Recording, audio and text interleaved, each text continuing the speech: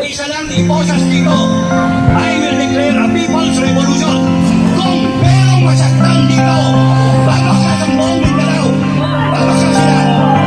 Totoo yan. Nakanda sila. At kung gusto ninyo ng civil war, magkakaroon tayo ng civil war. Utang nila ninyo. Kakakunin nyo kami.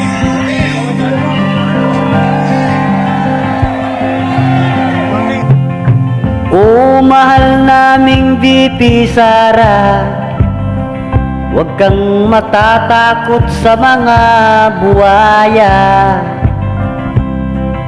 Andito kaming lahat para sa'yo, handang makipagpatayan dyan sa kalaban mo. Huwag kang susuko. Kayong sakim sa kapangyarihan, hindi kayo bagay dyan sa Malacanang. Bayan ko'y iyong pinahirapan, sa trono mo'y dapat ka lang napalitan. Umalis ka dyan.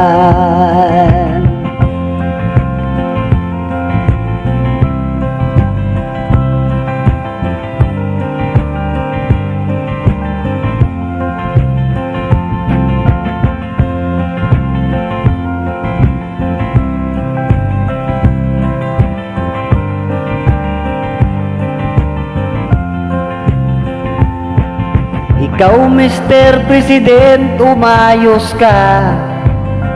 Si Kapdado galit sa'yo't nagsalita. Nasayang lang talaga ang boto ko.